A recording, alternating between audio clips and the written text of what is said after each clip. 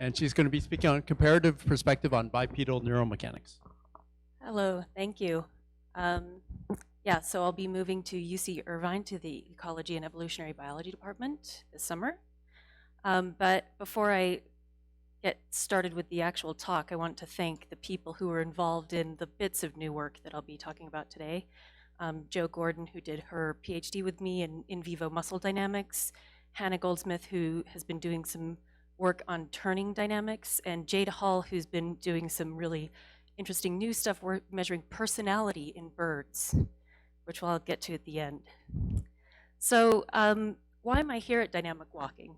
I'm a big fan, but I'm not, I feel like I'm coming from a very different perspective than many of the people here. I come from an experimental biology background, and I'm really interested in the locomotor function of animals and the integrated function.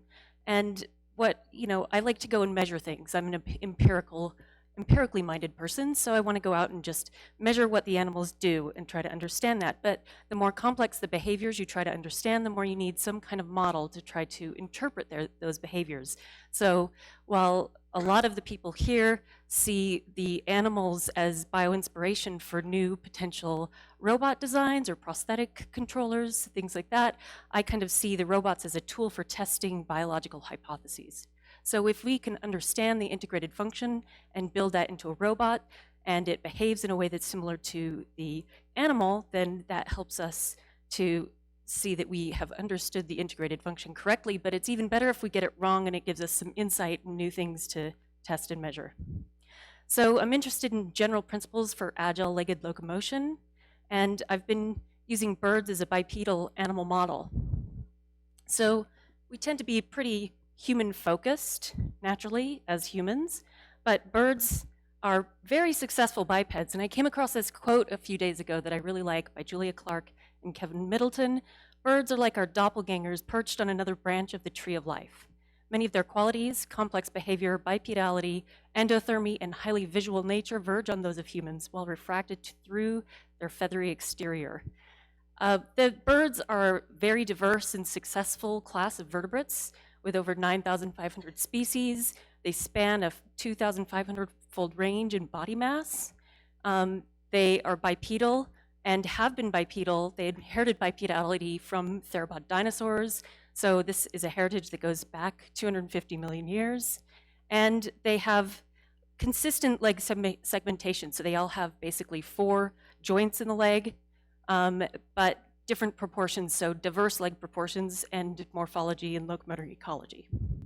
So I think birds are a really interesting system for comparison to humans, and it can help us understand which features of humans are really central to bipedalism itself or really unique to human morphology or evolution. I also think it's interesting to think about the fact that humans and birds have these very similar striding bipedal gaits. The walking and running dynamics at the whole body level are very similar, and yet we have very different potential control solutions to the challenges of bipedal locomotion. So humans are characterized by very big brains, and we have a lot of involvement in higher brain centers in predictive planning and locomotion. But birds, you can actually transect the spinal cord completely, and their locomotor function, including of the hind limbs, including balance control, remain completely intact. So they have more localized spinal rhythm generation and incorporation of feedback that allows them to generate agility with relatively simpler control mechanisms, but perhaps with less adaptability than humans. So I think that there's some opportunity for learning about the particular control solutions of birds that might be useful in some robotic applications, or might also be useful in understanding how humans in some conditions recover from spinal cord injuries, for example. So that's a little bit philosophical. I want to start talking a little bit about some of the experiments that we have done and the insights from that.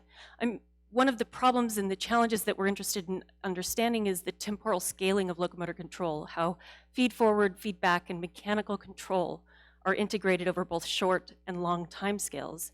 And when I started out, I was particularly focused on looking at the mechanical response to perturbations and the stability responses over short time scales. So we were using terrain perturbations to understand the foot substrate interactions and how birds maintain stability in response to perturbations, and how the body and limb dynamics are integrated with muscle dynamics and reflex feedback. But increasingly, I'm interested in how these short time scale disturbance rejections are also integrated with longer time scale control involved in path planning and navigation. So we've been doing experiments that involve running over visible obstacles, and now I'll talk a little bit later about some new work on turning dynamics in birds.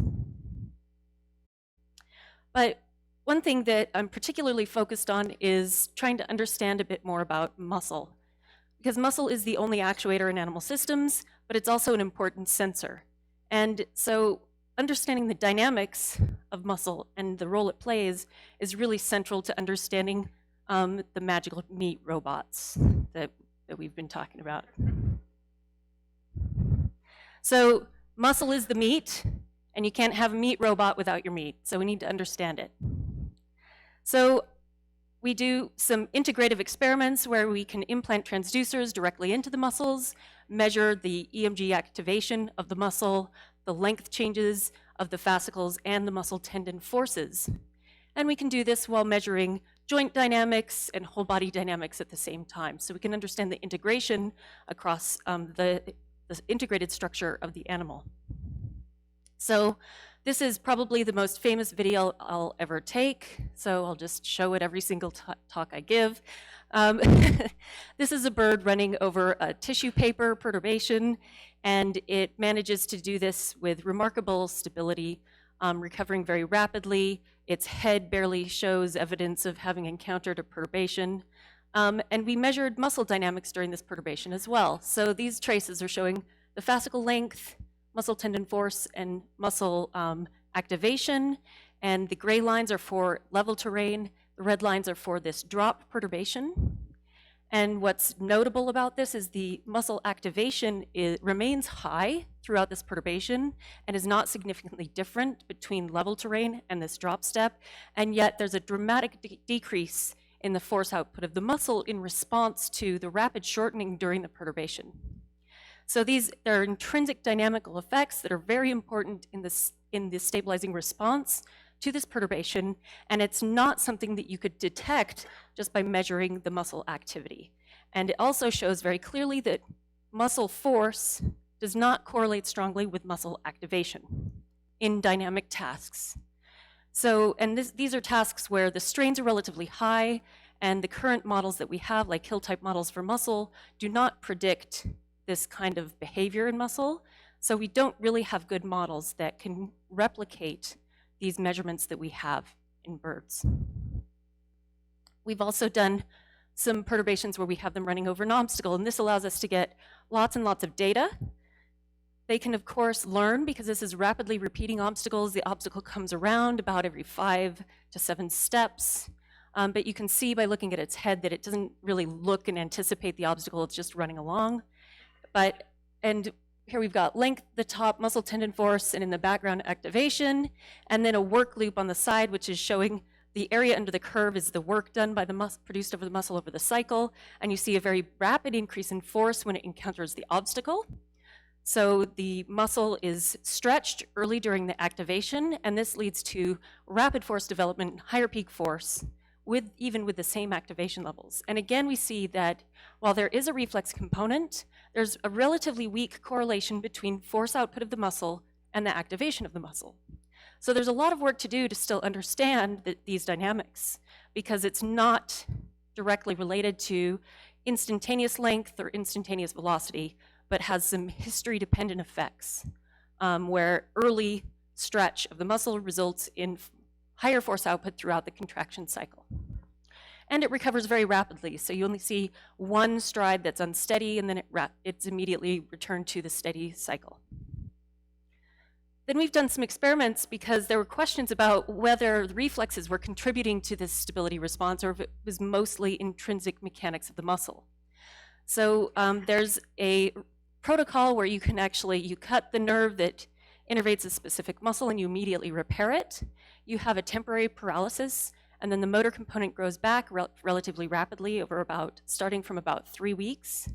And then within 8 weeks, the bird can run on the treadmill and looks just about normal. You can't really tell the difference between this guinea fowl and any other guinea fowl running around. And so we can then do the same measurements after doing this bilateral re-innervation. The motor recovers, but the sensory feedback to that specific muscle does not. So a tendon tap reflex doesn't elicit a reflex response in this muscle anymore. So we've induced a local proprioceptive deficit. Then we can do the same measurements in vivo muscle dynamics, and we get qualitatively similar response where when it lands on an obstacle, you get rapid force development, higher peak force, and then it recovers. It's not quite as stable as it was before, so you get more variation, stride-to-stride variation in the gait. But qualitatively, you see the same general response. So the force-length dynamics, even after this disruption of the proprioceptive feedback, is generally very consistent with the intact animal. But I'll show some summary data that highlights the differences that do exist. So here we can look, these graphs are showing, they're a little bit complicated, it's a lot of data, but the blue are intact data from birds that have not had the nerve cut, and then we have level terrain and obstacle terrain with the blue bars indicating obstacle strides. And then the orange are birds that have had bilateral proprioceptive deficit. And what we see is that we get similar patterns in terms of the increase in force, peak force output, but the change in force duration that we normally see increasing on the obstacle steps in the intact bird goes away. So we see higher variation in the similar shifts in peak force output, but impaired regulation of force duration with this proprioceptive deficit. So the reflex feedback seems to be important for example, extending the duration of force output on these obstacle steps to adjust the duration of force. So that I just wanted to highlight some of the ongoing work on muscle dynamics, because I think that's an open area where we really still have a lot of work to do to understand how muscles mediate control of locomotion. And but we can look at things like the muscle plasticity and how the intrinsic properties of the muscle change in response to the recovery from this proprioceptive deficit. But now I just want to briefly, if I have time, talk about something a little bit different, which is the interaction between personality and locomotor dynamics that we discovered a little bit accidentally, because we had parallel experiments going on, a flock of birds that we hand-reared in the group, and Jade Hall was studying their behavior, and Hannah Goldsmith was studying their turning dynamics. There were separate experiments conducted at separate times, but we found out that they were kind of related in the end. So we were doing these turning locomotion experiments where we have 4 terrain conditions. We have a straight runway with regular terrain and slippery terrain, and then we have a turn, 90-degree turn, with regular terrain and slippery terrain, and they're just going from a box at one end of the runway to a box at the other. We train them, they're very tame, so they're not exactly running from a predator here, they're just jogging along from one box to the other over and over again. But we expected that the slippery terrain shouldn't cause a shift in the control priorities for slip and fall avoidance, so that they might go at slower speeds and take shorter steps, maybe wider, more gradual turns on slippery terrain to avoid falls. And the idea for the slippery terrain was kind of motivated by Clark and Hyam, who did this on just straight forward running in birds, and found that we put polypropylene sheeting down, and this does pose a challenge for the birds, so they do slip and fall often on this terrain. So I'm going to just show a couple of videos of the birds. This is just a bird jogging along around the corner, and we have a little feather duster that's a little visual cue to get it motivated to go around the corner. And what we see here, the center of pressure position as a function of, as it runs along the runway, and then the ground reaction forces is a function of time. It's just jogging along. It's not a particularly maximal turning behavior, but this is what it chose to do. And then here's the same bird on slippery terrain. It's coming along, and you can see as it enters the corner, you can see it slipping and nearly falls and then recovers and continues on its way.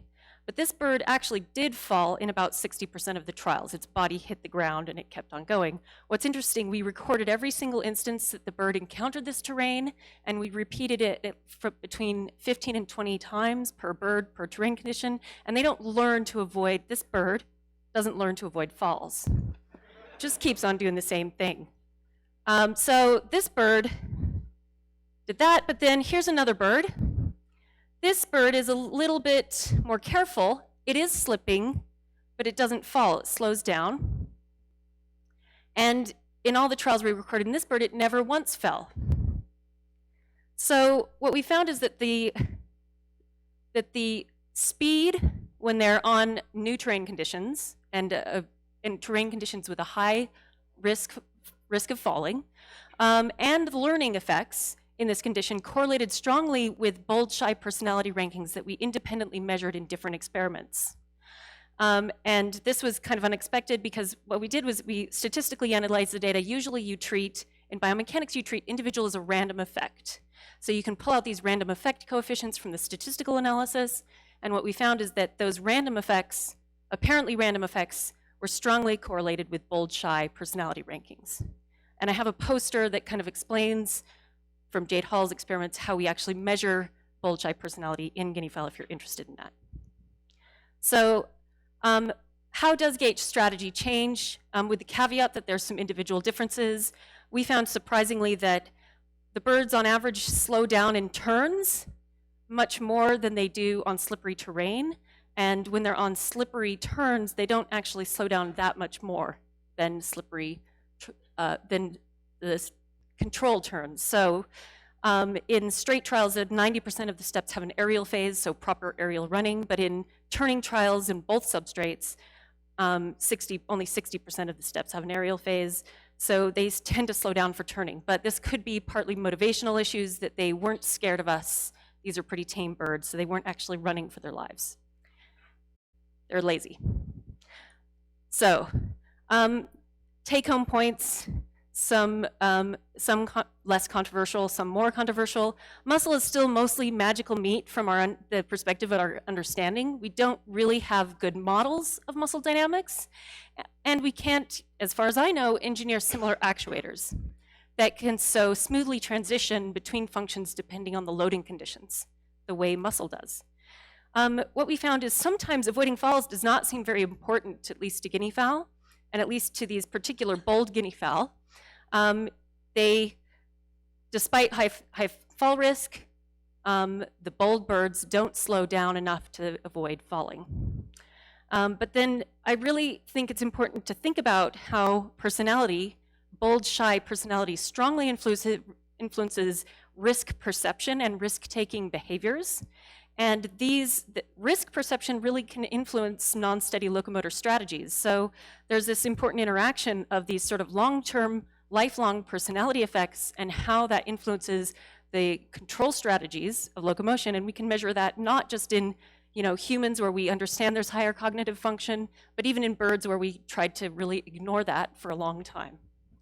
And biomechanics research is often biased towards bold individuals because we find the birds that perform and we then study those ones. So I think it's important to consider how we maybe should look more broadly at the variation in behavior. And also, I think I'm kind of increasingly thinking about locomotion as a navigation of acceptable risk landscapes. And in this context, for some of these birds at least, falling was an acceptable risk.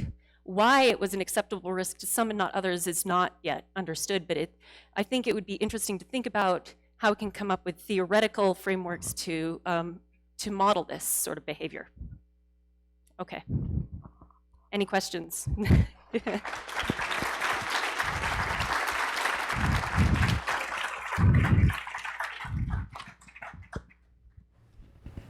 Yeah. So the muscle data you show from the drop landings is really, really cool. And you said hill-type models don't do a good job of explaining the disconnect between force and activation. And then you mentioned the time dependence. Yeah. So can you tell us more about what you know about that time dependence and how you would modify a model to include Well, we're currently working with, collaborating with Kisa Nishikawa to incorporate Titan as a potential factor in that. So it's known that that Titan can have nonlinear stiffening effects on muscle depending on the length at activation of the muscle. And so this is one potential factor that we're exploring. The issue is that, so the hill-type model is sort of a quasi-static model, right? You have a force-velocity relationship, but so you basically have a lookup table. You can predict for a given activation and given length and a given velocity, you should be able to predict the force output. But there's lots of studies that have combined in vivo and in situ measures with attempts at hill-type models or modified hill-type models. And usually these models can only explain about like roughly 30 to 50% of the force output of the muscle in dynamic tasks. So they're really not very good. And they're especially not very good when you have stretches involved. But Titan is a potential addition to these models that might help that. Does that agree with your perspective? Do you have any other ideas? Because I'm open to suggestions. I think Titan's one thing, but we don't have good models for cross-bridge dynamics in general. Yeah. That could also do the job without including Titan. I'm not convinced that I've seen evidence that just a cross-bridge model could do the job, but yeah, there's a big gap between the models that are sort of like very detailed cross-bridge dynamic models and the simpler models that we would like to be able to use in large-scale simulations. So most of the large-scale simulations don't use cross-bridge models, right? What are the issues with falling in birds? I know we've. Sorry, just crossing the light. I Yeah. know we've pretty well studied sorry for the pun, the downfalls with falling in individuals, especially individuals with the increased fall risk that is associated with injury and sometimes worse outcomes. Do you see a similar sort of issue in animals? In terms of fall risk being more of an issue for some individuals? I guess the shorter version of my question is why is falling so bad for animals? Or is it even that bad? Is it bad? That's a question we don't really have a good answer to. It is sometimes bad. Catastrophic injuries can occur from falls sometimes. And, but we don't have a lot of data to really say much about that because we don't have a lot of data on how frequent falls are and whether a history of falling might cause you to put more weight on fall avoidance in terms of your control strategy, or if knowing that you are fatigued or weak or injured might cause you to prioritize a safer strategy. We don't really know because it hasn't really been investigated in a systematic way as far as I know in animals at least. In humans, there's more data. James, did you? James and then Kun. Yeah, so I had a question about your innervation experiments. Yeah. So I think, at least classically, we think about force feedback as being important for contributing to muscle activation during stands, and you saw a reduction in the muscle activation duration when you moved innervated muscle. So are you removing both like 1B afferents as well as spindle afferents to have a sense of That's a good question. contribution of those things? I don't have a definite answer to that. As far as, so the data are relatively limited. This is the first time this particular protocol has been done in birds at all. It's mostly been done in rats and cats. And I think the understanding is that they're both disrupted, at least initially, but then the extent to which they can recover, I can't remember, there might be that one of them has potential more capacity to recover over the long term, but I'm not remembering the details. But in birds, we don't really know. So more work needs to be done to characterize that, exactly what's happening at the spinal cord level, because I think it's essentially it's failure to reconnect at the spinal level that causes the lack of sensory feedback. And whether that process is the same in mammals and birds, I'm not sure. I just wanted to reply to the previous speaker. I think that usually when they try to turn at maximum velocity, I believe they're not predators, so that means they're probably hunted. So then a fall is probably bad. That was my there's recent answer to the previous question. there are certainly contexts where a fall is clearly bad. Yeah. Why do you think that they reduce their speed for turning if they're not trying to avoid falling? Do you think that there's a reason there in comparison to the slippery? Because they're lazy.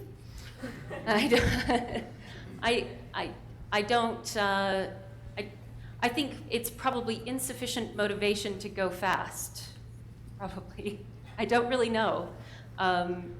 Because you can't ask a bird why it did a thing it did, unfortunately. That's one of the challenges of comparative studies is you try to create conditions that you think are relatively controlled, but the birds don't behave always in ways that are very, we expected them to go relatively fast on the controlled terrain and slow down in the slippery terrain, but they slow down in turns in both terrains, and we don't really know why. Alia? How much variability do you find in the time to complete the task between bold and shy individuals? Because it seems like even though there are slips, the bold individuals are still able to complete the task in a short amount of time. Yeah. And it kind of reminds me of tennis players slipping on purpose on clay courts. They're still able to complete their task, but they are still slipping. The bold birds are definitely completing the task faster. I don't have a number to give you, but they are, on average, going at a higher velocity, and so they are completing the task faster. But neither the bold or the shy birds were going anywhere near their maximal speeds in this task. So they could go fast. So it wasn't really that the bold birds were trying to go as fast as possible, but clearly they were prioritizing speed more than the shy birds. In that time. What would be interesting about that specific time? Well, if the bold individuals are maintaining the same, like have very low variability in that time, despite even in slipping and non-slipping trials, it may not actually matter to them whether or not they slip. Whereas if the shy individuals have a large variability in the time to complete the task, they may not actually be, optimizing for that. Right. That feature. So they're just optimizing for different aspects of the task. Yeah. Yeah. I have a question. There are cases of humans who are deafferented, meaning they lose all proprioceptive feedback, and then they become totally visually dependent, so they can't get around without seeing what they're doing. And I'm just wondering, do you see that in the birds, or are they otherwise suffering some sort of functional problem? I think the proprioceptive deficit is pretty minor for them, relatively speaking, because it's only the lateral gastrocnemius muscle that's lost proprioception. They still have all the digital flexors intact, so they still have really good sense of foot contact, because the digital flexors are usually contacting the ground first, or experiencing the loading first. So I think we would probably need a more pronounced deficit, like sensory deficit, to see a similar sort of shift in dependence on visual versus proprioceptive sensory information, but that would be interesting if we could find a way to do that humanely. Yeah. I'm thinking the people that I know that are most biomechanically bold are also generally very physically capable people, and I'm wondering if there's this similar relationship between the birds you're seeing and then somewhat deflated by what you just said, if you see any change in that personality when you give them this sort of proprioceptive deficit, potentially taking away some of their... We haven't combined those experiments yet, so I can't answer the last part. But in terms of the bold individuals, yes. I think potentially, although this is conjecture because I don't know, I think that potentially the individuals are correctly assessing their risk, right? That the bold individuals are bolder because they can afford to be bold, because they're stronger. And that the shyer individuals have to avoid falls because they are potentially weaker. And there is also a sex correlation here, so the bold individuals tend to be male, although not exclusively. There's also a dominance hierarchy in the flock that could influence that, but the females tend to go through really pronounced hormonal cycles throughout the breeding season, which actually could cause them to be relatively weaker because of the hormone changes associated with that. So maybe they're correctly assessing their risk and behaving accordingly. One more? Thank you for the presentation. And are birds slowing down before or after they start turning in the turning experiment?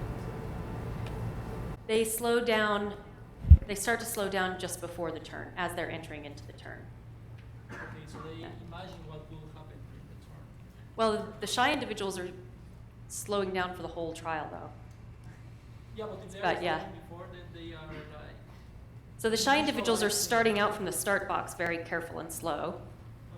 The bold individuals are coming out at full speed, and then when they start to slip as they enter the turn, then they slow down. So there's a different strategy by different birds. Okay, I think that'll Yeah. be it for questions. We now have a 15-minute break, and we're coming back at 7:45. Thank you again, Monica.